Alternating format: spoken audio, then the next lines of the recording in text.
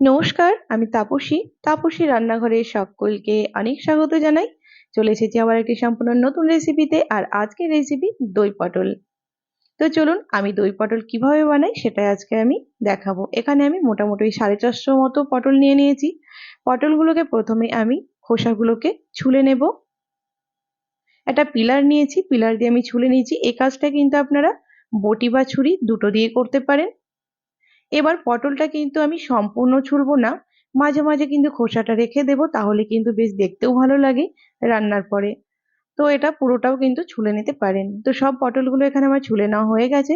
আর এই খোসাটা দিয়েও কিন্তু দারুণ বাটা আবার ভাজাও করা যায় জানেন, এটাও কিন্তু ফেলার নয়। এবার পটলের দুটো মাথায় কিন্তু ফেলে দিচ্ছি। এইবার একটু চির দিয়ে নিলাম। একটা পটলের এক সাইড যেই দিক চির দেবো, উল্টো সাইডটা কিন্তু মানে অন্য দিকটা কিন্তু উল্টো দিক দিতে হবে, কারণ একই দিকে দিলে রান্নার পর কিন্তু ভেঙে যেতে পারে। এবার পটলটা কিন্তু সব চির দেওয়া হয়ে গেছে, এখানে ধুয়েও নিয়েছি। এবার পটলের মধ্যে অল্প অল্প নুন হলুদ আমি কিন্তু মাখিয়ে রেখে দেবো কয়েক মিনিটের জন্য। তো নুন হলুদটাও দিয়ে দিলাম। এবার ভালো করে মাখিয়ে নেব। এই মাখানোর কাজটা কিন্তু আপনারা চাইলে হাত দিয়েও করতে পারেন। তো এখানে চামচ দিয়ে আমি ভালো করে এখানে মাখিয়ে নিচ্ছি। এবার কিছুক্ষণের জন্য এখানে কিন্তু কিছু মিনিটের জন্য রেখে দেব। আর এখানে একটা বাটির মধ্যে আমি নিয়েছি 1 চামচ মতো জিরে গুঁড়ো, 1 চামচ মতো ধনে গুঁড়ো। সেটা তো আমি কিন্তু জল দিয়ে একটু ঘোল বানিয়ে রেখে দেব। আপনারা কিন্তু চাইলে এই সময়তেও হালকা কাশ্মীরি লঙ্কা গুঁড়ো মিশিয়ে দিতে পারেন। আর এখানে নিয়েছি অল্প একটু কাজু, 4 মগজ আর 4টে কাঁচা লঙ্কা, সেটাও জল দিয়ে আমি কিছুক্ষণের জন্য ভিজিয়ে দিলাম। এবার কড়াইটা আমি বসিয়ে দিয়েছি। আর দিয়ে দিয়েছি এখানে সর্ষের তেল। যেহেতু দই পটলের রেসিপিটা আমি সর্ষের তেলেই করব, তাই আমি পুরোটাই সর্ষের তেল দিয়ে দিলাম। আপনারা চাইলে কিন্তু রান্নাটা রিফাইন্ড অয়েলেও করতে পারেন। যেহেতু তেলটা গরম হয়ে গেছিল, এবার যে মাখিয়ে রেখেছিলাম পটল সেটাও দিয়ে দিচ্ছি। আর পটলগুলো সব দিয়ে দেওয়ার পর একদম লো টু মিডিয়াম আছে পটলগুলোকে কিন্তু ওই হালকা লাল লাল করে ভেজে নেব। পুরো পুরো পুরো বেশি করে লাল লাল করা যাবে না, ওই হালকা যখন একটা লালচে ভাব আসবে সেই মতো কিন্তু ভেজে নিতে হবে, তাহলে পটলটাও খুব সুন্দরভাবে ভাজা হবে। আর হালকা হালকা কিন্তু সেদ্ধও হয়ে আসবে। দেখুন খুব সুন্দরভাবে একটা হালকা হালকা কালার চলে এসেছে। এরকম অবস্থায় পটলটা আমি একটা পাত্রের মধ্যে নিয়ে নেব, উঠিয়ে নেব। তো যারা এখনো আমার চ্যানেলটিকে সাবস্ক্রাইব করেননি তাদের অনুরোধ জানাচ্ছি, যারা ইউটিউব থেকে দেখছেন প্লিজ আমার চ্যানেলটিকে সাবস্ক্রাইব করবেন। আর পাশে থাকা বেল আইকনটি প্রেস করবেন, যেন আমি নতুন ভিডিও আপলোড করার সাথে সাথে নোটিফিকেশন প্রথম আপনাদের কাছে পৌঁছে যায়। আর যারা ফেসবুক পেজ থেকে দেখছেন প্লিজ আমার পেজটিকে ফলো করে দেবেন। তো দেখুন পরবর্তীতে আমি আর তেল দিইনি, যে পটলের তেলটা এখানে ছিল ভাজার সেটার মধ্যে আমি এখানে ফোড়ন দিয়ে দিয়েছিলাম গোটা মশলা। সেটা হয়ে যাওয়ার পর যে এখানে জিরে আর ধনের আমি মানে ঘোলটা বানিয়ে রেখেছিলাম সেটাই দিলাম। আর এই অবস্থায় কিন্তু আঁচটা একদম কমিয়ে দিতে হবে। তাই কিছুক্ষণের জন্য কিন্তু ভালো করে মশলাটাকে কষিয়ে নিতে হবে। আর এই কাজটা কিন্তু একদম কম আঁচেই করতে হবে। এবার ভালো করে কিছুক্ষণ কিন্তু কষিয়ে নিচ্ছি। এরপর আমি দিয়ে দিয়েছি অল্প একটুখানি কাশ্মীরি লঙ্কা গুঁড়ো আর অল্প একটুখানি দিয়ে দিলাম হলুদ গুঁড়ো, যা সুন্দর একটা কালারের জন্য।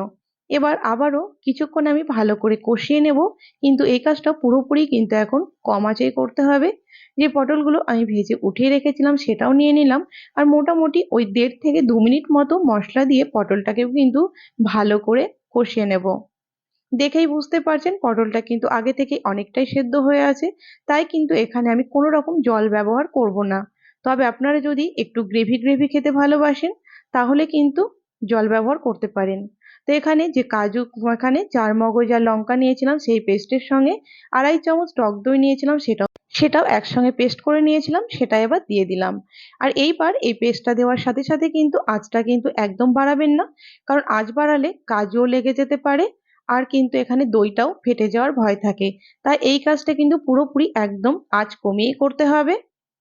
এবার নাড়াচাড়া করে নিয়েছি মোটামুটি 1-1.5 মিনিট মতো। এবার দিয়ে দিচ্ছি পরিমাণ মতো নুন। যেহেতু পটলটা মাখানোর সময় আমি অল্প নুন দিয়েছিলাম, এবার এইখানে সেই বুঝে কিন্তু নুনটা এখানে ব্যবহার করতে হবে।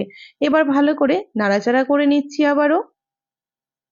বেশ কিছুক্ষণ এখানে কিন্তু নাড়াচাড়া করতে হবে। আর ভালো করে এটাকে কষিয়েও নিতে হবে। এবার ঢাকা দিয়ে রেখে দিয়েছিলাম মোটামুটি ওই 1.5 মিনিটের মতো। দেখুন তেলটাও খুব সুন্দরভাবে ছেড়ে ছেড়ে আসছে। এই সময় আমি দিয়ে দেব স্বাদ মতো চিনি। চিনি দিলে কিন্তু রান্নার টেস্ট অনেক ভালো হয়। আর দুটোর সাথে কাঁচা লঙ্কাও নিয়ে নিয়েছি, কারো প্রয়োজন হলে সেটাও খেয়ে নিতে পারে। দেখুন, এবার আগেই বলেছিলাম যে যদি কেউ একটু বেশি গ্রেভি খেতে ভালোবাসেন তাহলে এই মানে দই কাজুর যে পেস্টটা দেওয়া হয়েছিল সেই সময় হালকা একটু উষ্ণ জল দিয়ে গ্রেভিটা করতে। এই দই পটল কিন্তু ভাত, রুটি বা পোলাও সবকিছুর সঙ্গে খেতে কিন্তু ভীষণ ভালো লাগে। এবার আবারও ঢাকা দিয়ে রেখে দিলাম। মোটামুটি ১.৫ মিনিটের মতো রেডি হয়ে গেছে। গ্যাসটা বন্ধ করে নিয়ে এবার আমি পরিবেশনও করে নেব। তো দেখুন, একটা প্লেটের মধ্যে আমি দই পটলটাকে পরিবেশন করে নিচ্ছি। তা আমার রেসিপি যদি আপনাদের ভালো লেগে থাকে তাহলে কিন্তু লাইক শেয়ার করতে ভুলবেন না। কমেন্টে কিন্তু আমাকে অবশ্যই জানাবেন এই দই পটলের রেসিপি আপনাদের কেমন লেগেছে। ভালো লাগলে আপনারা এরকমভাবে বাড়িতে দই পটল বানিয়ে নেবেন আর সেটা খেয়ে আমাকে জানাবেন আপনাদের কেমন লেগেছিল। তো আজকের রেসিপি আমার এই পর্যন্তই ছিল। দেখা হবে আবার একটি নতুন এপিসোডে। নতুন রেসিপি নিয়ে হাজির হয়ে যাব। আপনারা সকলেই ভালো থাকবেন, সুস্থ থাকবেন। ধন্যবাদ।